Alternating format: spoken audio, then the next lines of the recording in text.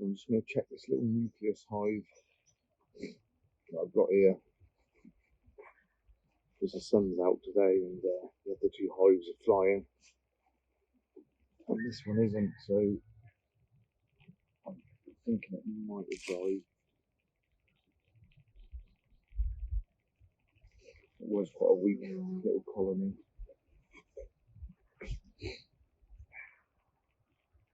I'm just going to have a quick look.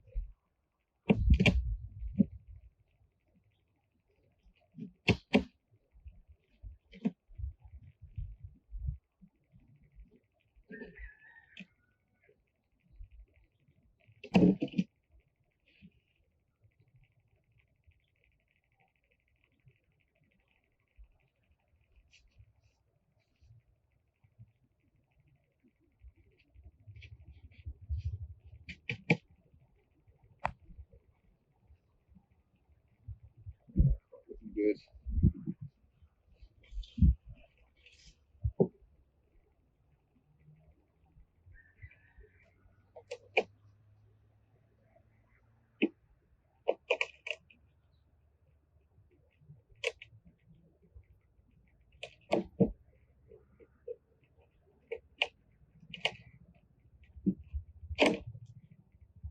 Really done this hive up.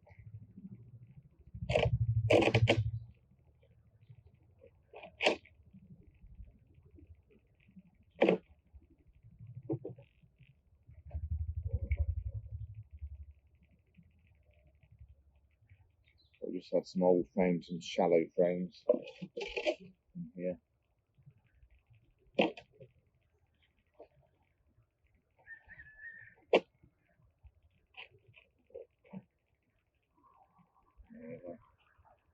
They're dead.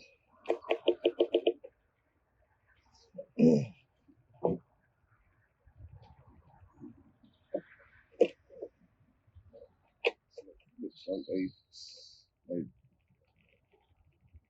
run out of food. I should have checked them sooner.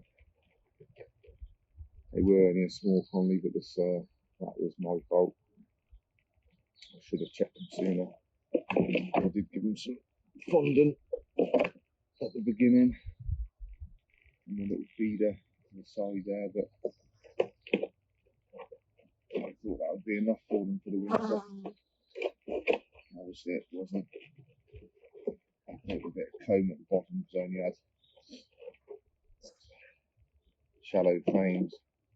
So I built that on the bottom, but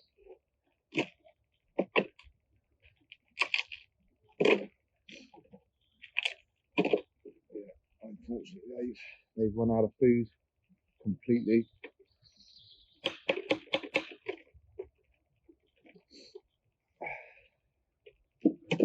And they're dead. Now what I feed, I put on the other two hives. I use this fondant. You buy it in little kilo bags, half kilo bags, I think these are. And you just cut a cross on it with your hive tool. Cut a cross and just put that over the crown board on a normal hive, or just down in the feed slot on the side with the nuclear. Like I said, I put a couple of those in at the beginning of the winter, and I thought that would be enough for them because they're only small, but obviously it wasn't. So yeah, that was my fault. I could have stopped that, but never mind. It happens. It happens. So I'll just tidy this up and get it ready for the spring. I'll just show you while I'm here quickly. Take my gloves off. I've got some hives.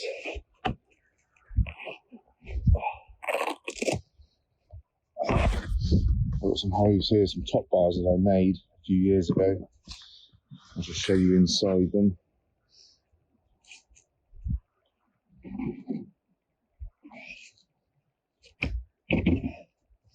So I'm actually going to give these a bit of a clean up. And I'm going to, if I get any swarms, I might even do a division off of my other two hives.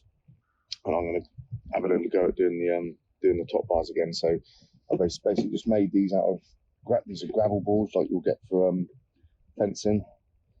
I made the little followers that that sit in there. I made my own top bars with a little strip for putting wax on, different sizes. So these are the brood bars, and then I made slightly wider ones for the honey storage. So this top bar has got 3 holes in here, and I can put corks, like wine bottle corks, in there to block it off to 1 or 2 entrances if they're getting robbed or whatever.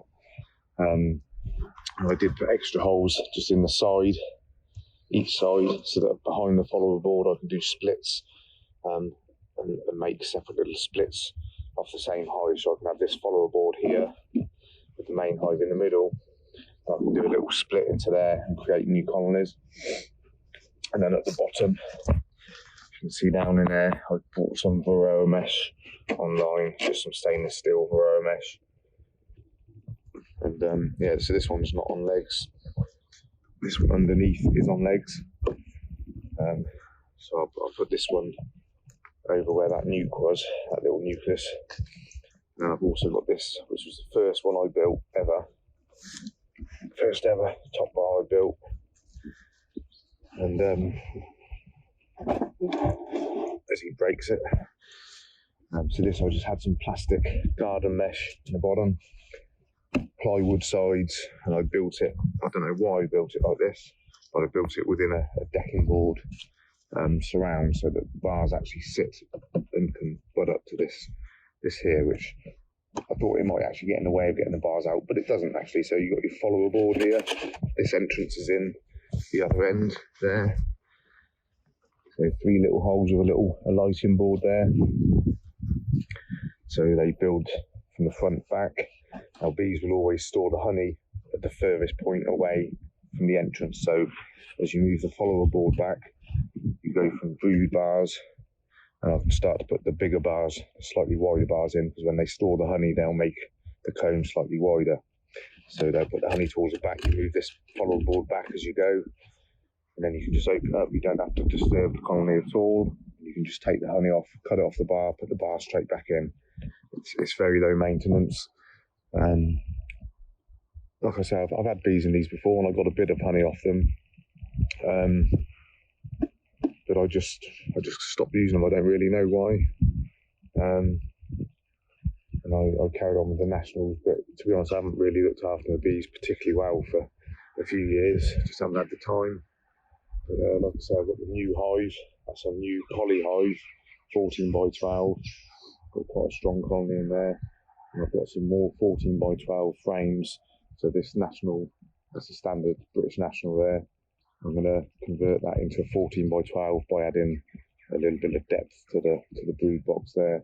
So I will keep two nationals with supers, but what I do, rather than spinning the honey, I just use 1 super on top with unwired wax foundation, and I just cut that out, put it in a bucket, and at home I've got a heat table just because if you get rape honey from oilseed rape, it tends to set and goes quite hard in the wax.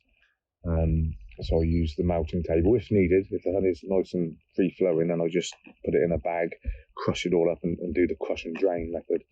But I've got a hot water table to melt. It melts and strains the honey and wax, and it drips down into a bucket. The wax naturally floats on top, so you can separate the wax and the honey that way. And then I just put the super frames straight back in the super and just let them continue. I leave a little bit of, when I cut the comb out, I leave a little bit at the top so they know where to start building from again. And I just think it does the bees good to actually build their own wax. It's what they do in nature. And I like to sort of leave them to do that bit. But yeah, so I've got 2 colonies now, lost that little one. And I usually get 1 or 2 swarm calls because I do wasp nest treatments in the summer. So usually some of my customers will call me with a swarm of bees, and I'll pick them up, and that's another 3 colonies. So if I get any this year, I shall put them into these top bars. I've got 3 top bars here ready to go, and I have actually got a 4th, which is the same as that one on legs.